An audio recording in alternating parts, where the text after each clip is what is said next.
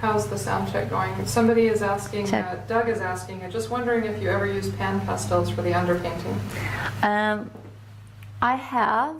I'm not a super pan pastel fan, other than for underpainting. Then I think that they're pretty cool. But yeah, so I have done that. We were just chatting about my fabulous trip to Fiji. I just got back on Thursday, and it's amazing there. It was pretty challenging. I haven't painted palm trees really. So it was quite a interesting challenge to capture the foliage there and that landscape, which is so different than the Northwest. But it was beautiful. It was warm. Really thoroughly enjoyed my trip. Got a little tan, and but also very, very happy to be back here in my studio with you guys painting for you. So I thought I would bring a little bit of that Fiji vibe back in the studio before we get too deep here into fall and winter, Halloween this week. So anyway, so I just wanted a couple comments about what we're going to do today.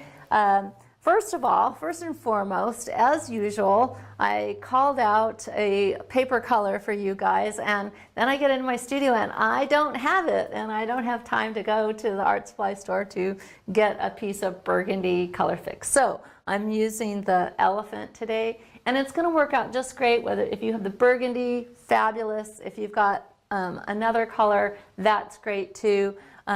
The sky that we're going to paint today has so much variety in the color that it's gonna, whatever you're using, it's gonna work. It's gonna pick that up and bring color harmony to the piece. The other thing that I wanted to mention is that I had posted a few weeks back, a little free YouTube video on, I think it's called 5 Steps to Painting Beautiful Clouds. And so you might want to check that out after our lesson today. Basically, in the 5 steps are making a plan for blocking in the major cloud shapes, choosing the average value of the clouds, choosing the average value of the sky, adding the lights and the darks to the clouds, and then working the edges. So check that video out after, and I hope that helps you out with your clouds. So today we're going to paint this what I think is, it's got a lot going on, and it's got a lot of layers. That beautiful kind of sunset feel, a little bit of the coastline, a little bit of the water, just a tad. So I think that's pretty fun. And my piece is relatively small. It's that 12 by 12 size that we work with a lot. And so we're just going to dive right in here and get started. So we'll take a second and we'll move the camera up. Hang on just a sec. Let's get it pretty close. Let's get this over. Let me get it in here. Yeah, that looks pretty good. Okay, I think we're all set. All right, so the first step is we're going to just plan for the cloud shape. So we're just going to block them in. And so I'm going to think about the major masses, and I'm going to just, set those in, just draw those in, in a pretty simple way. I'm going to start out simple, and we'll have plenty of opportunity to get, a little bit more complexity as we go. But it's got some layers here. So these are the major dark kind of masses of clouds. Something like that. And let's see, we've got a little idea of a silhouette of some kind of tropical tree here. A little bit of a distant island shape back here. And we want to get this, this water really straight and level. That's one thing. Water is always laying flat, and so we want to get that pretty straight, or I should say very straight. And we've got another little island mass over here, so indicate that. And then just a little small indication of a coastline, right? Something like that.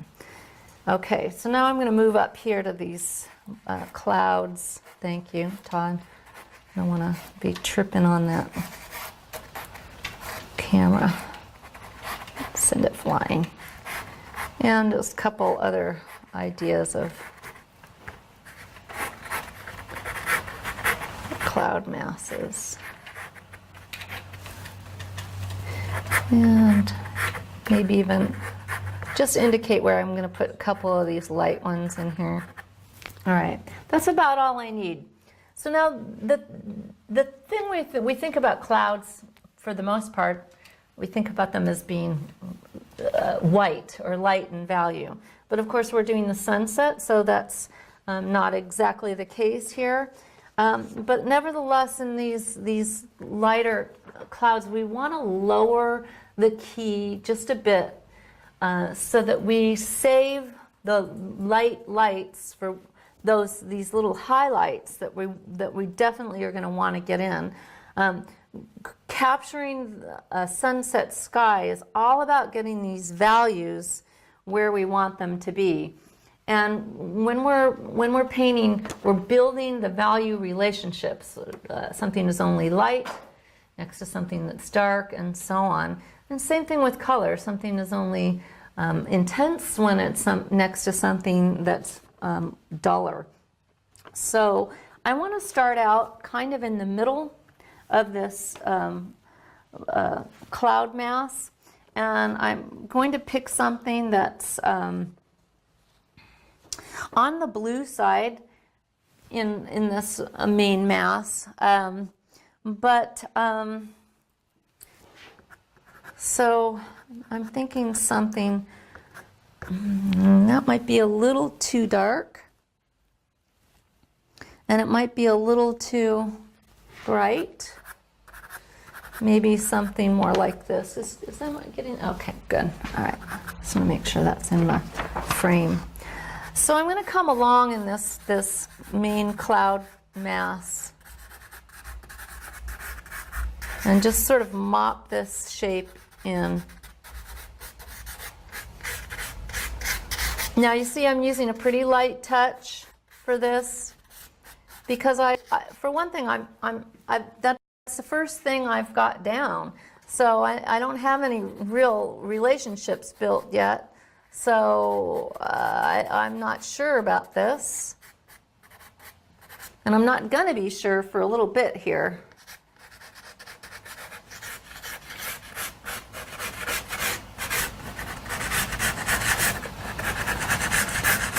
Get some of these in here. Okay.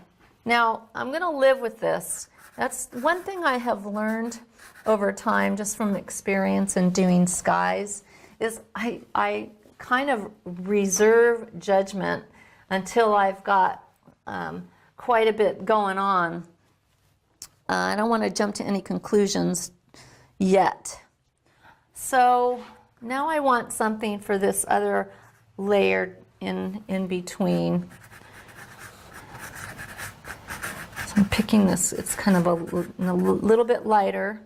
Not a whole lot lighter. I'm still, right now I'm pretty middle value, and that's actually where I want to be.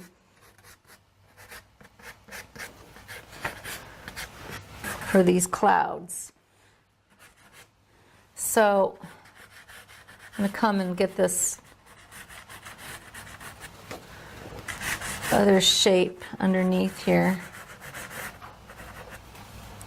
And this one kind of on the horizon. Oh, that's pretty good. Maybe we'll get some of this up in here, and here. All right. I'm going to live with that for right now. Now, so I've got just basically two things going.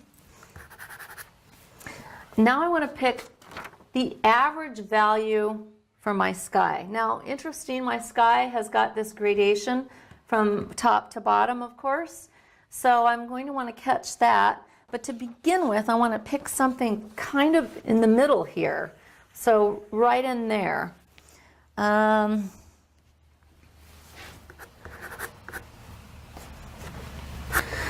want it a little bit lighter than that. I want a little bit more difference between, so these are the two things that I've got going. I think I'm going to go with that. And again, see, I'm not pressing really hard. I'm not filling the tooth of the paper yet. There will be a point when I'm going to press harder and really fill the tooth of the paper, but not yet. And I can play around with these shapes a little bit, design the shapes just a bit, and begin to do that. Now I'm going to move up to a little bit darker value for the sky because I want that gradation. So let's see, this one, that's a little too dark, I think. I had one other one, this one.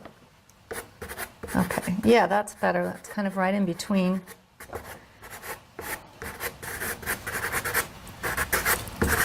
It's a little turquoisey, which is fine.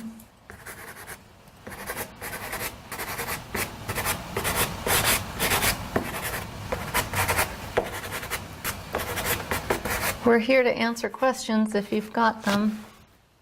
Okay, get some of this in here. And I'm going to come in down here a little bit, pick out a couple of these lights. Now, the sky is also getting even lighter as I come to the horizon, so I want to start saying something about that as well. So I'm going to pick something even lighter. I'm going to make a little bit of shift in hue as I go down. I'm going to warm it up a little bit. I'm not sure that I want to go to yellow quite yet. So how about this one?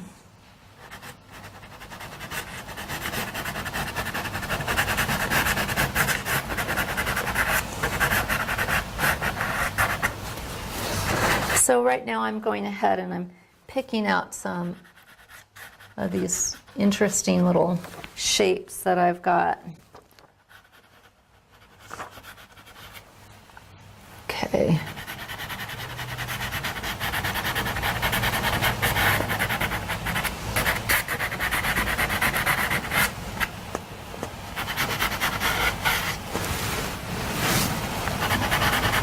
And I'm kind of marrying these two, this sky with this little bit lighter strips. I'm just have a little bit of a gradation. I know this isn't the burgundy paper, but what kind of paper is it again? It's color fixed paper, and it's the elephant color. Okay, so now I want to go ahead and get this little bit of land shape in here. I'm going to come in with my that's the wrong one. This is the blue spruce. Now this little spit of land it's kind of in shadow. It's kind of a silhouette. But I do want it to have a little bit of luminosity and color. So I don't want to use black. So the blue spruce serves really well for this type of situation. But I am going to come in with a little bit of This is a Terry Ludwig right here on the, this would be where the sand is. Now it's pretty dark, and I'm going to lighten it up a little bit as I come along, but I'm going to start here and pull some of this Terry Ludwig into that area. Now, what about this water here?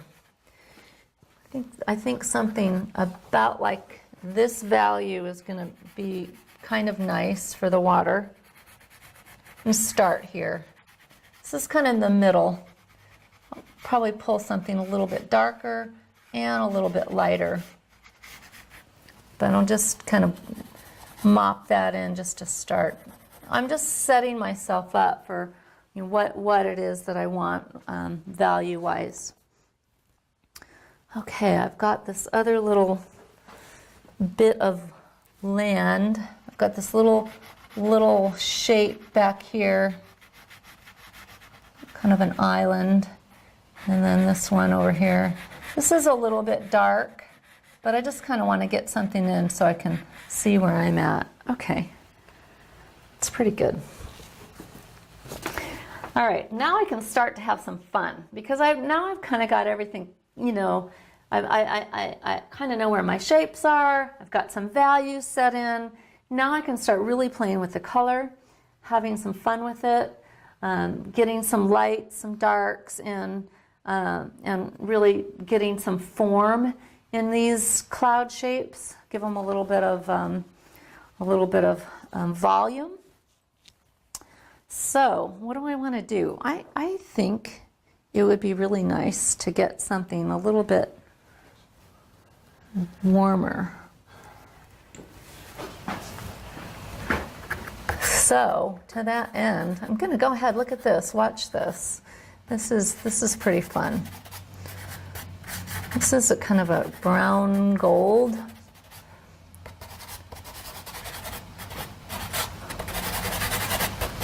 It's kind of unexpected. It's fun.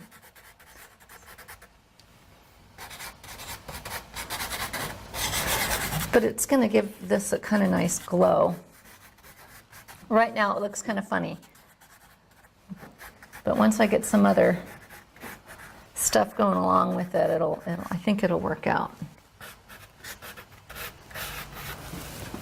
Okay. All right, so now I'm going to pull in some pinks and some more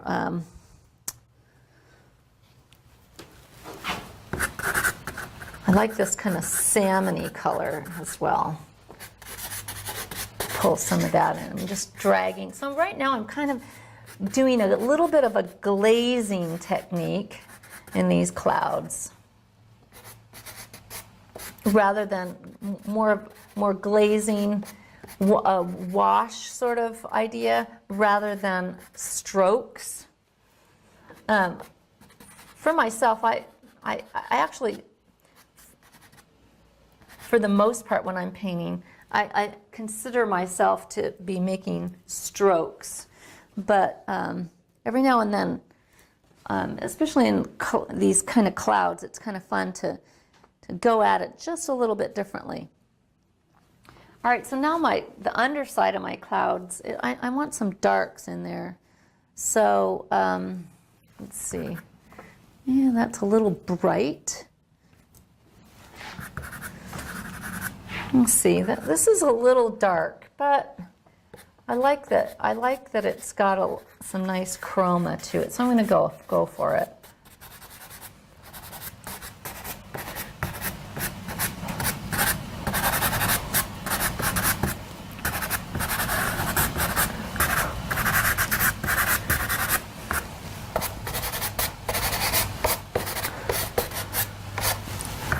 Okay, that's starting to give me some more form. Just definitely want that. Okay, and now I can see in my water down here, I can use this same stick. And I can also see that I can use this purple for the foam on the beach,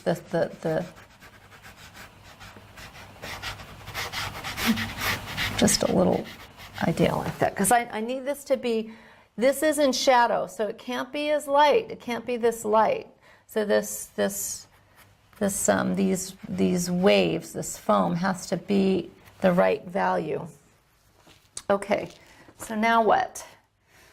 I think I need some, now I need some lights.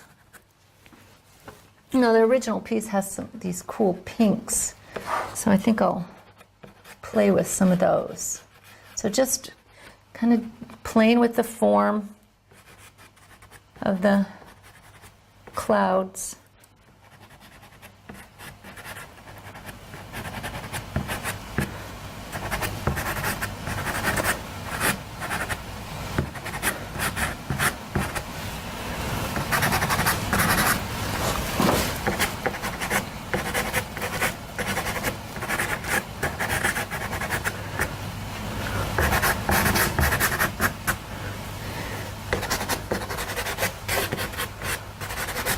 And up in here.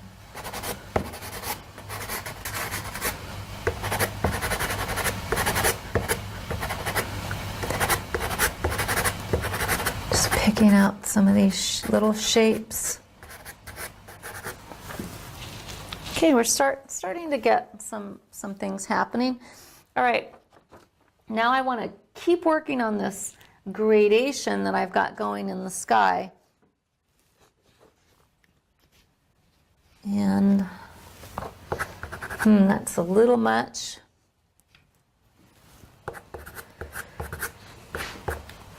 But let's see. Let's give it a try anyway. It's pretty dark and it's pretty bright. But in the original, it is up in here. It is pretty dark, the sky. And I want a pretty dramatic gradation. It's going to give me that real sunset feel. So I think I'll just go for it a little bit.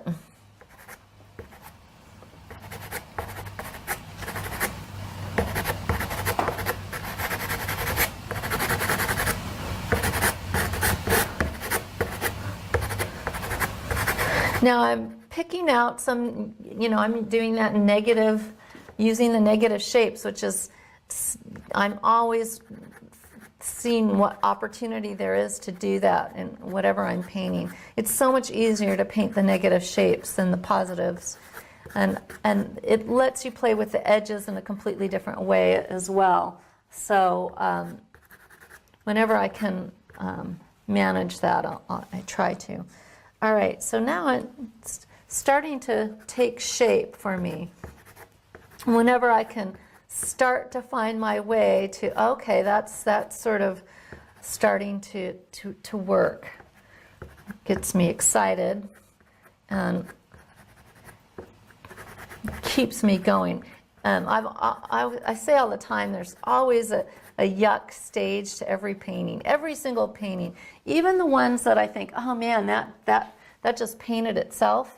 Even those go through a stage where you just, it hasn't come together. And sometimes it happens really fast, and that's a beautiful thing, but sometimes it takes a bit. So this one, I'm starting to feel like it's starting to take some shape.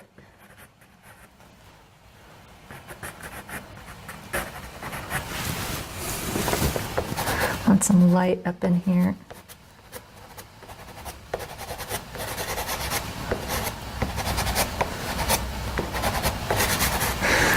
And I like that gold that I put in there, and that kind of starting to work out.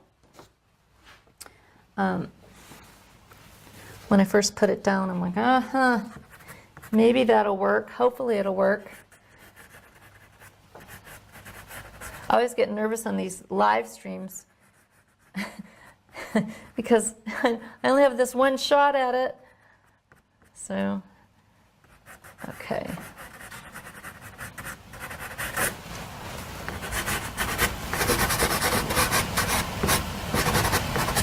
Okay.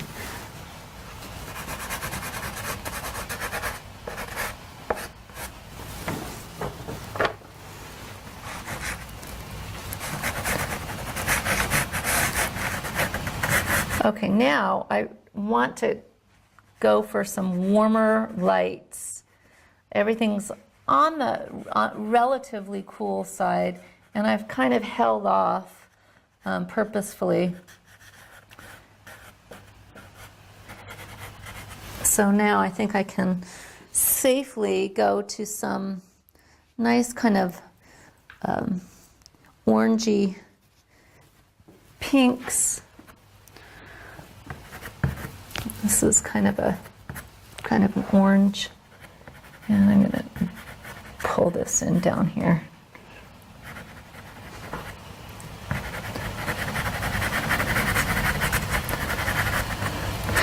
I kind of wanted to save these for this area down here toward the horizon, because I knew that that I was going to need it. If I went too quickly with this, these kinds of warm lights would lose their impact. So I wanted to be careful.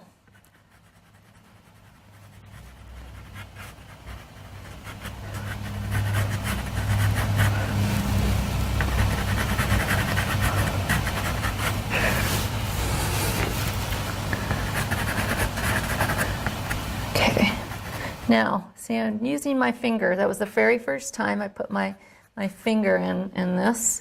That's the other thing. I really try to be really selective about when I'm going to do any kind of finger blending.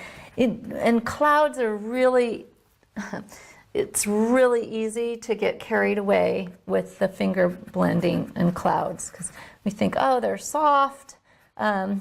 We can just, oh, I'll just use my finger to do that. Well, you know, that, to me, I want to preserve the luminosity of these of the marks, and when we finger blend too much, we're really diminishing the effect of the pastels really sitting up on the pastel paper like we want them to.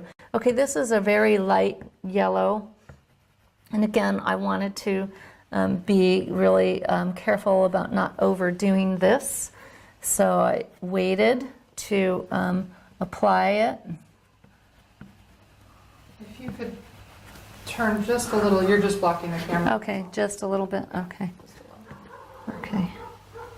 Yeah, it's hard sometimes to stay out of the way there. Oh, I didn't put my hair back. Oh well.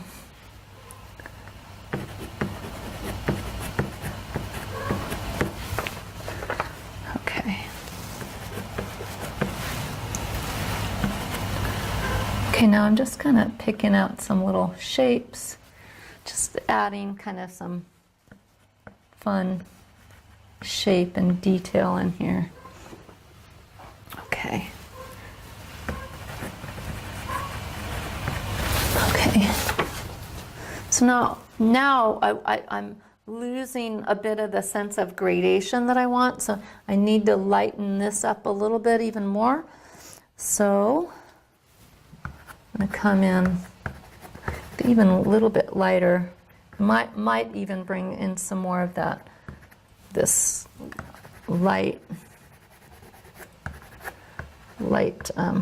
yellow, and I want to play with this shape a little bit. I'm not happy about that.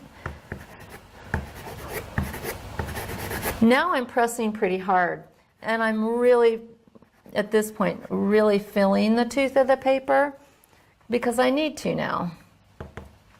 And I've gotten to the point where I'm making that commitment to the color and the values, so I can afford to do that.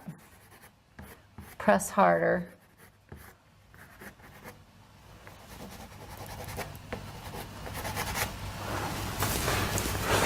All right.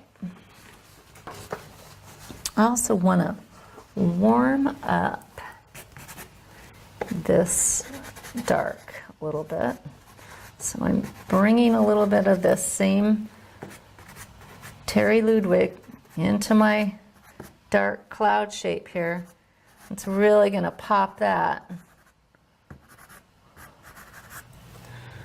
And maybe just a little easy. I'm going to be really careful not to overdo it. Okay.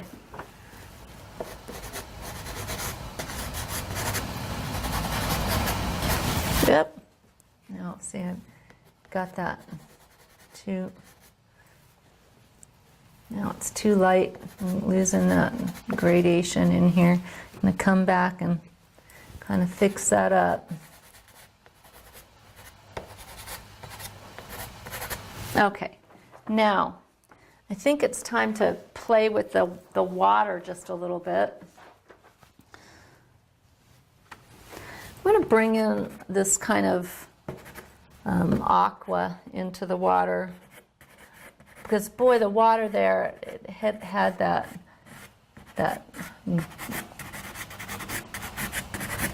turquoise look to it, really super beautiful. Maybe even a little bit darker.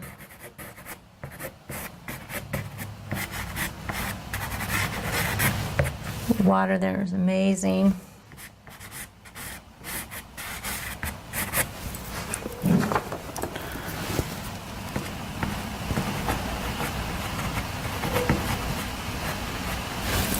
And I want to just lighten this distant shape, these distant shapes, just a little bit, because they wouldn't be popping out quite that much. Terry says, does the tooth remain receptive after filling it? Yes, it does. You know, most of the sanded papers will take layer upon layer of this, the pastels. You know, I haven't got so much on there that it's not going to take some more layers. If you do get to the point, every now and then I'll get to the point where I can't get another layer on there. And if that's the case, then a light layer of fixative is all you need to get yourself going again. We have some requests to zoom in a little bit, so I'm Okay. just going to zoom it in just a little bit. Okay, I'm just gonna soften a couple of these little edges now.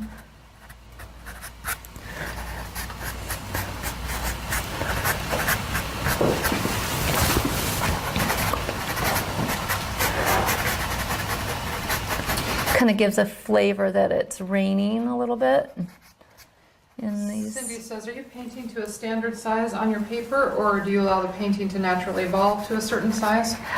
I am not painting to a standard size. What I am doing though is I'm painting to a standard size for me, which means that I typically paint it in this proportion, in this size. So I have frames built for me that are this size.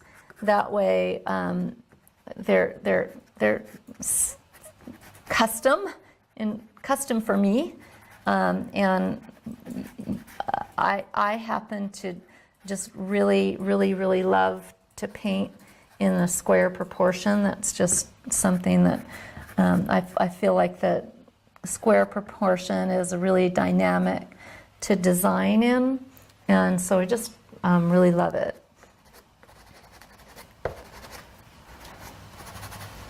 I'm just playing with some of these edges,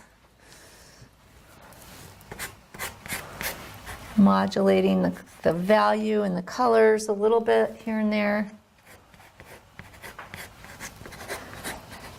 What time do we have? 4:35. Oh, we got plenty of time. Okay.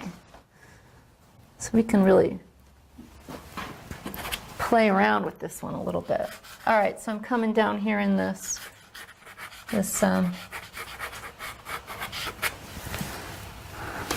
sand area. With this is a little bit of a reddish brown. And it can, so I definitely want to stay dark enough value in this shadow area, but I want it to have a little bit of pop of color.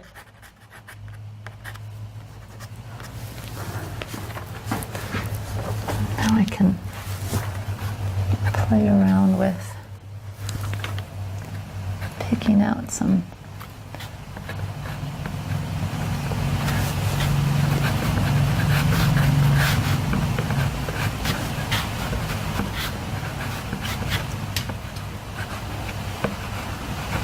This is a little bit brighter yellow. It's got a little bit more intensity to it. And pulling that right there on the horizon, which is fun. You can, pull it up into a couple of these shapes.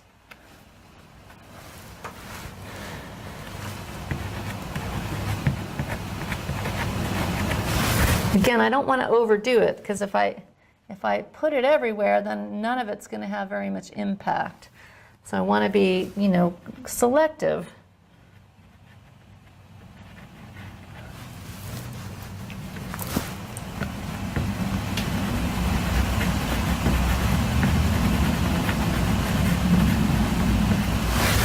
We're always building these relationships when we're painting.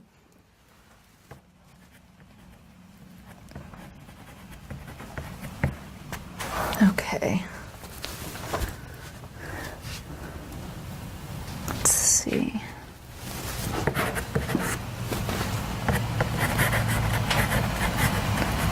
And I'm just kind of playing around with these shapes here and there.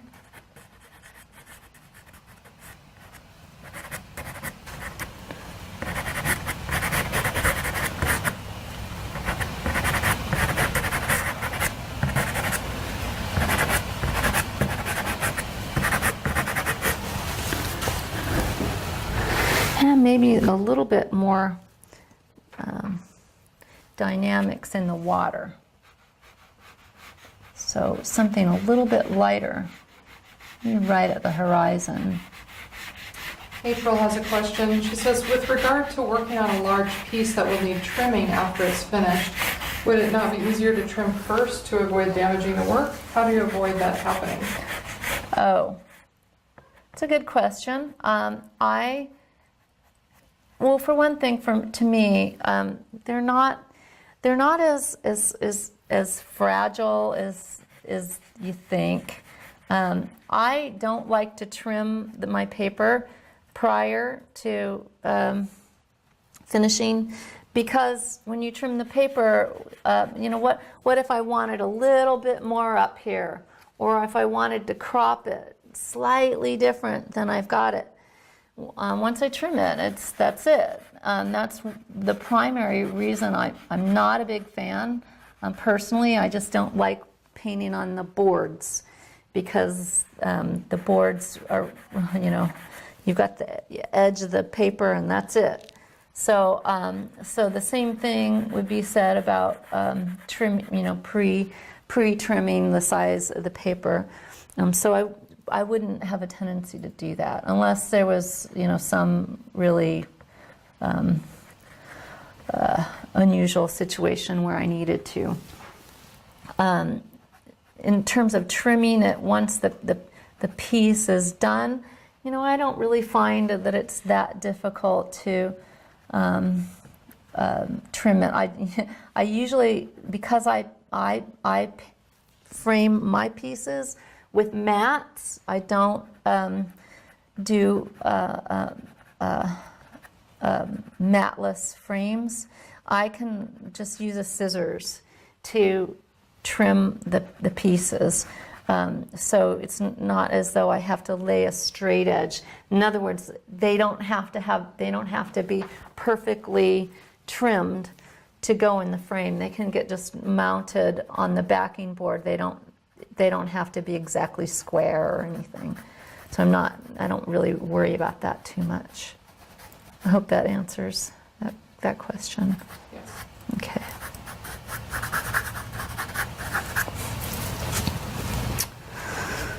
So, all right. So I'm just playing with what I want in terms of softer edges, little shapes.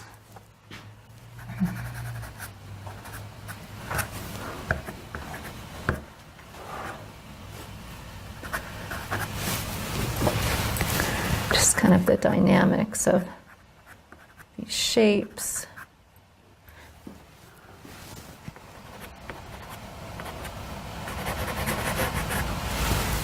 It's not exactly like the original, but it's pretty close. It's looking pretty good. 440. 440, okay.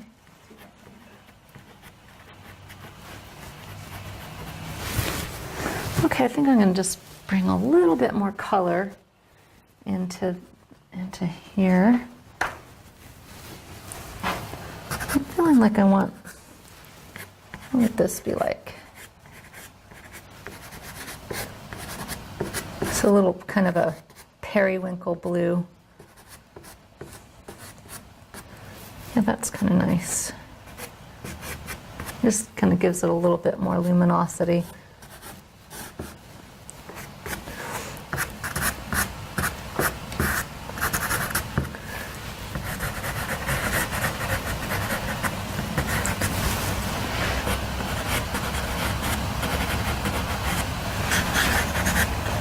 Now, one thing I don't want to do is I don't want to be making marks just to make marks and fill the time. I'm feeling like I'm almost done here, and I'm not going to keep painting because because it's not quite 5 o'clock yet. So if you're done, you're done. Okay.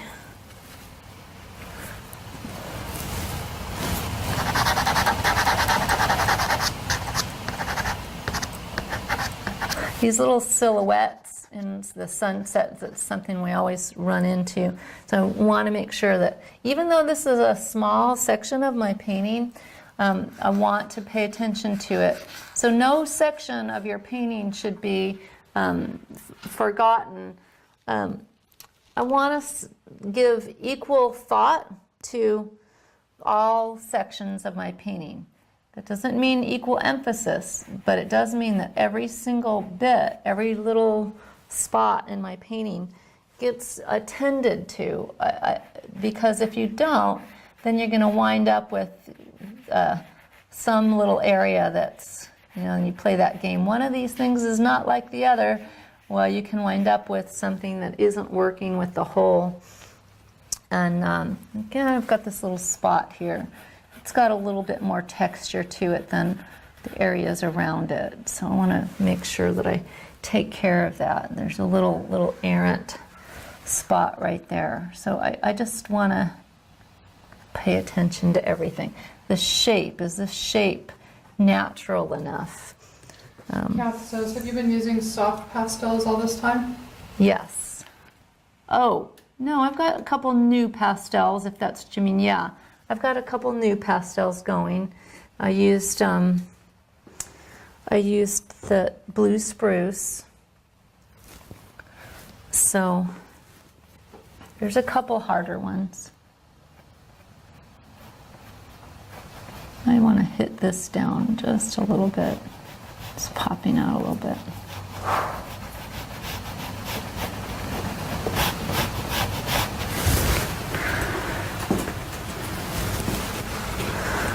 Okay.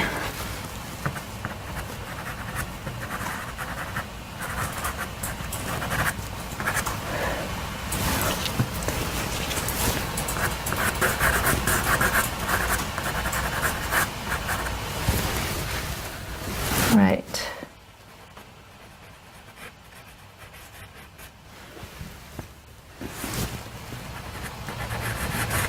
Janie was wondering, she says hi from New Zealand. Hi. I was just wondering if the colors you packed for your trip were adequate for the Fiji palette. In other words, have you come home with a pastel shopping list? No, I haven't. I definitely. So I brought my little Hillman box, the one that's the newer one that's smaller than the backpack size, and I was very committed to only bringing that small one, and I felt very satisfied with what I brought. you know, I just always have the attitude when I'm painting that I have enough. I have everything that I need to paint, no matter what that is. Because, and as a matter of fact, we do. We don't paint better because we have the, you know, a different palette or a different set of colors, really. We wish that was the case, because then all we would need to do to be really good painters is always have all the right colors, right? Well, unfortunately, it's not really about that. So no, I'm making light of it, but no, it was great. It was fun. I didn't feel wanting. What was the highlight of Fiji in terms of inspiration or for how you would paint from that trip forward? Oh gosh, God, there was so much. I loved seeing the water. It was just so beautiful, and the Fiji, just a feast for the senses. Really, the sounds and the beauty of the water and the wind. One of the things that I was just fascinated by were the palm trees. And not just, I mean, they're incredible, of course, but the sound that they make, the wind blowing through them, is incredible. I felt like the scale of them too, just to get that gesture of the long tree trunk, I guess that's what you call it, and then the palms, the fronds at the top, and you know the way they moved and what they did. It took me a couple days to really like get that scale and figure that out. And I'm sure I didn't. I like barely touched on it really. But I couldn't even really wrap my head around it at first. It was weird, but yeah, I'm definitely going to be doing some more seascapes, and I'm definitely going to be trying to get those palm trees. They're fascinating, really fascinating. That was a long answer. Sorry. 449. Okay. I think I'm just about there with this guy. I don't know what else I really want to do with it. And if you guys have any more questions, just shoot them to me, because I kind of don't want to keep going on this one. I feel like it's done. Get a little bit more of this in there. I could get a little bit more texture in the water. Whoop.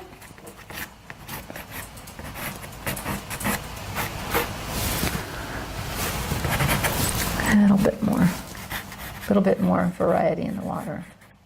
There you go. I like that.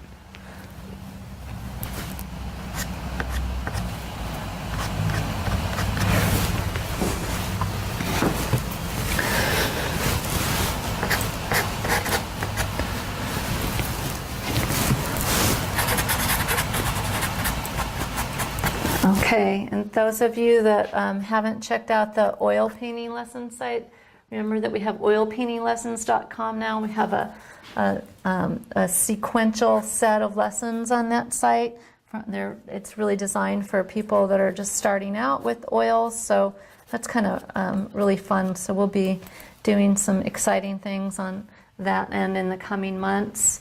And we'll have a new lesson for the pastel painting side coming out in the next few weeks. I need a little time after my trip to get caught up, but that'll be coming too. So I hope you guys enjoyed the lesson, and remember to check out the YouTube video how to paint beautiful clouds, and I think it's called How to Paint Beautiful Clouds in 5 Easy Steps. So that kind of goes through the same steps we did here, but kind of in just a little bit simpler, more more more just real sets, 5 steps. Okay, all right, you guys. Thanks, you guys. See you next.